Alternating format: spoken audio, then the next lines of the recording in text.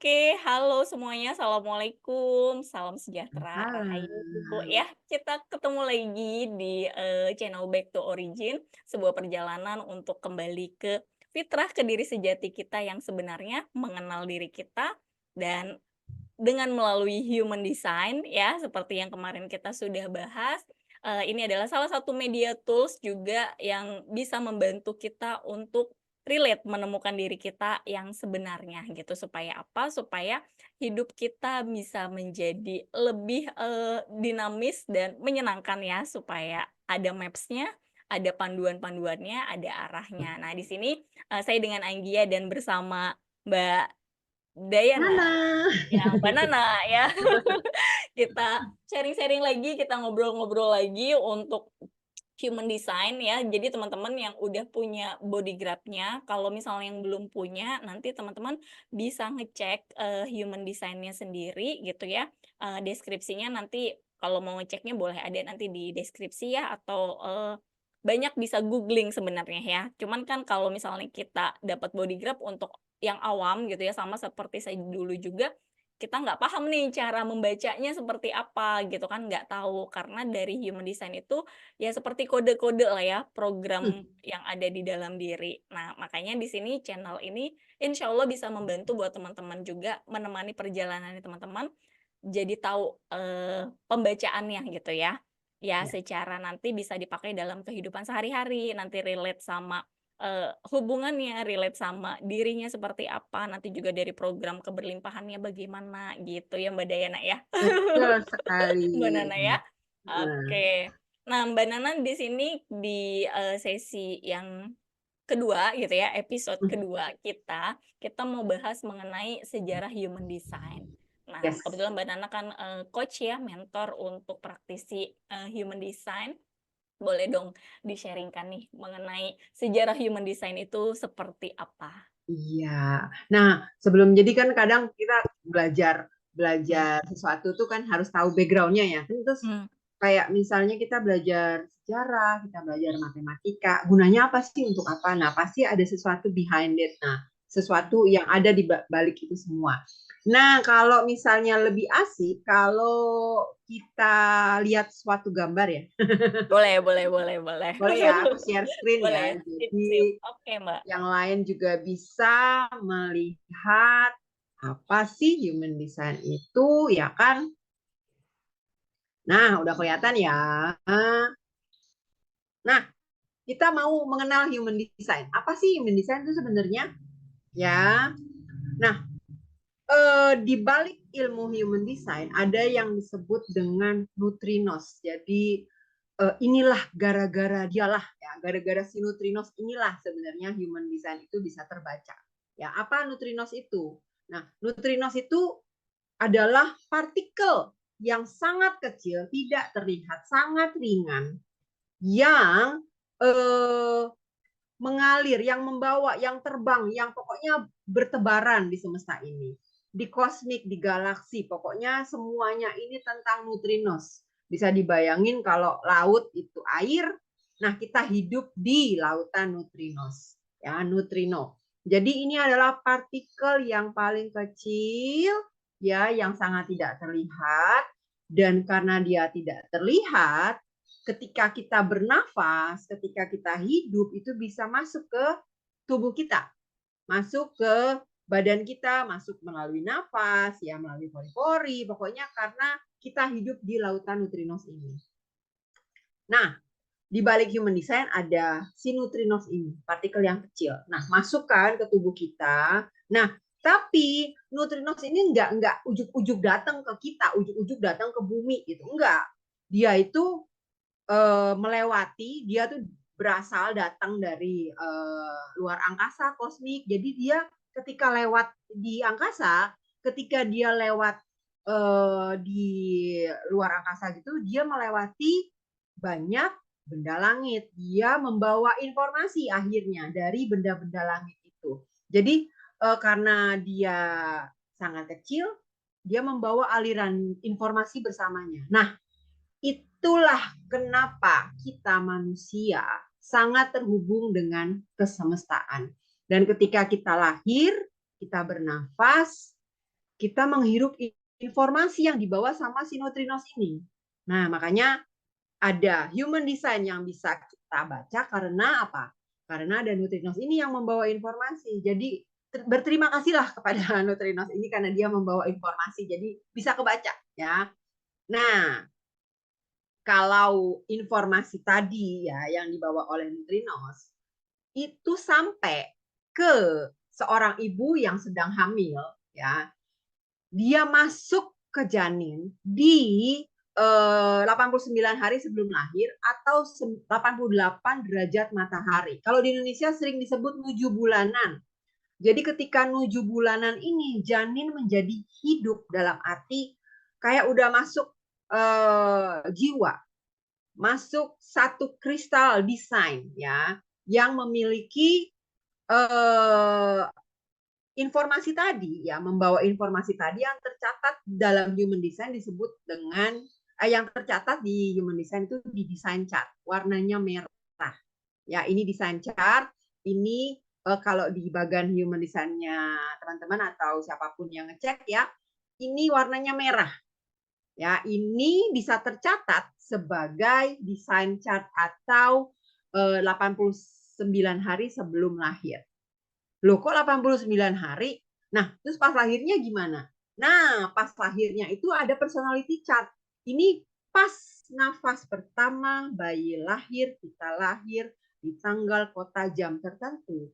Ada informasi yang dibawa lagi sama neutrinos dan terekam, tercatat di personality chart. Kalau di human design chart-nya teman-teman yang ngecek warnanya hitam. Ya, jadi di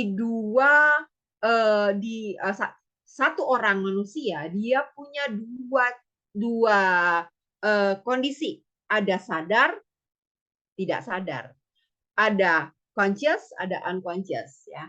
Yang personality chart ini sifatnya conscious, sadar. Kita tahu kita begitu, kita pikir kita begitu ya. Tapi kalau yang design chart yang warna merah itu secara tubuh kita ya, secara desainnya, secara tubuh kita, personality itu secara pikiran kita. Nah, ternyata kita harus running sebagai manusia itu sebagai dua-duanya, bukan secara sadar toh, tapi ternyata ada yang tidak kita sadari loh.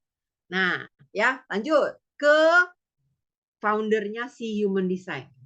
Namanya Alan Robert Krakauer. Lahirnya 9 April 48 di Kanada. Nah, tahun 83 tuh dia pindah ke Ibiza. Lalu tahun 97 itu dia mengalami sebuah pengalaman mistis. Jadi dia ketemu dengan The Voice.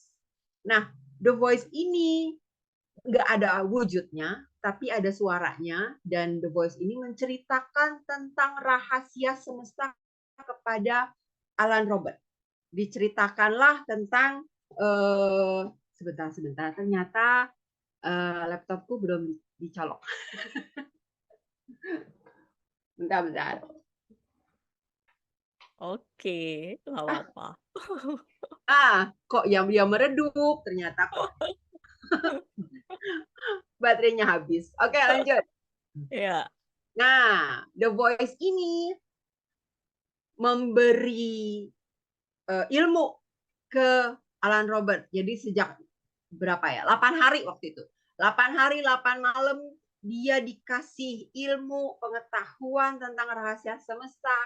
Lalu selama sekian tahun dia mempelajari ilmu tersebut dan akhirnya terbentuklah human design.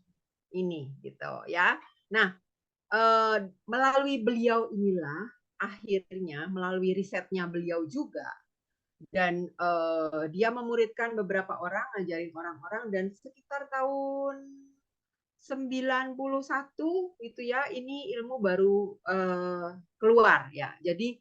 Jadi sekian tahun ini Alan Robert ini masih mengulik, masih mendalami ilmu tersebut lalu tersebar keluar dan dia mendedikasikan hidupnya untuk mengembangkan ilmu human design. Jadi boleh dibilang ilmu ini lumayan baru ya. Dan sejak pertemuannya dengan The Voice ini, Alan Robert mengganti namanya menjadi Rauruhu. Nah, Human Design System ilmu human design ini gabungan dari astrologi, I Ching, Kabbalah, Hindu Brahman, dan fisika kuantum. Jadi di human design ini kita bakalan ketemu sama planet karena bagian dari astrologi. Kita juga ketemu sama I Ching karena di sini ada garis-garis dari I Ching hexagram. Lalu ada Tree of Life-nya ya, yang membentuk ini, body graph ini. Ada Hindu Brahman yang tentang cakranya, ya. Lalu ada fisika kuantum, yang mana kuantumnya itu kayak kita bisa tahu transit, ya kan, bisa tahu nanti energinya seperti apa. Nah, ini namanya Rev Mandala, yang mana dari sinilah gabungan dari ilmu-ilmu ini, human design. Nah, dari human design inilah kita tahu bahwa kita itu unik, keren, gak ada duanya. Kita itu adalah semesta itu sendiri yang terhubung langsung dengan kita loh. Melalui apa tadi? Neutrinos. Jadi kalau kita paham diri kita, hidup kita kan kayaknya, ih asik ya ternyata, keren loh aku ini loh. Aku ini ternyata otentik, gak ada duanya.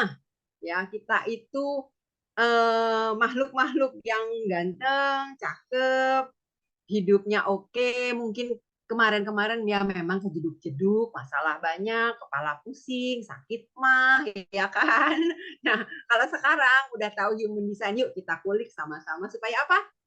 Hidupnya jadi lebih asik lah pokoknya. Ya nggak, Mbak? Betul, betul. Seru Begitu ya. kira-kira. Itu behind human design-nya, supaya yang lain juga bisa paham kenapa kok bisa tahu sih dari tanggal lahir doang.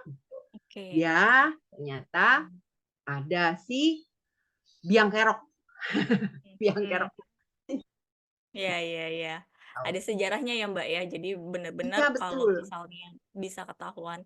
Ya itulah kenapa kita disebut mikrokosmos, makrokosmos, karena memang ya semesta kecil, semesta besar ya kita terhubung ya gitu. Jadi tidak ada keterpisahan sebenarnya dengan unsur-unsur yang ada di semesta gitu. Tinggal ya kita baca yang di dalam diri kitanya gitu kan. Supaya apa? Supaya ya kita mengikuti hukum-hukum yang ada di semesta udah sesuai dengan peran diri kita masing-masing gitu kan. Dengan human Betul. design ini ya, dari sejarahnya human design-nya ya. Jadi Iya, lebih bisa enak terarah. Betul ya Mbak Nana ya? betul sekali. Ini kok nggak bisa aku stop share ya dari sini? Bisa dari sana nggak? Ah, dari sana. Iya, nggak mau. Karena tadi abis lobet, jadi dia agak lemot nih Oh, laptopku. coba bisa nih. Stop. Oke, Nah, bisa. Oke. Ya, jadi mengenal human design kita jadi kenalan dulu sama sejarahnya. Tadi kan udah bisa kelihatan juga ya body graph. Nanti teman-teman kita akan bahas lagi di next berikutnya mengenai body graph-nya. Jadi bisa teman-teman tahu mana yang pusat energi, mana yang gate, mana yang personality, ya mana yang desain. Kayak tadi itu kan kalau misalnya desain kita itu ya tadi nuju bulan ya Mbak ya, betul ya? ya, Jadi sebenarnya bulan. banyak yang kita tuh nggak tahu desain kita yang sebenarnya karena yang kebaca cuma dari yang program sadarnya aja ya gitu selama ini. Yang selama ini tertutupi mungkin. Nah, dengan HD Iya. kita bukalah lapisan-lapisan diri kita yang sesungguhnya yang otentik ya. Yuk, pokoknya keren aja. Seru ya. Keren, keren, keren gitu. Jadi ya be authentic yuk ya gitu. Jadilah diri sendiri, nggak perlu lihat tengok kanan kiri tapi benar-benar kita jadi diri kita apa adanya, utuh gitu ya dan menerima diri kita apa adanya. Yes. Oke, teman-teman. Oke.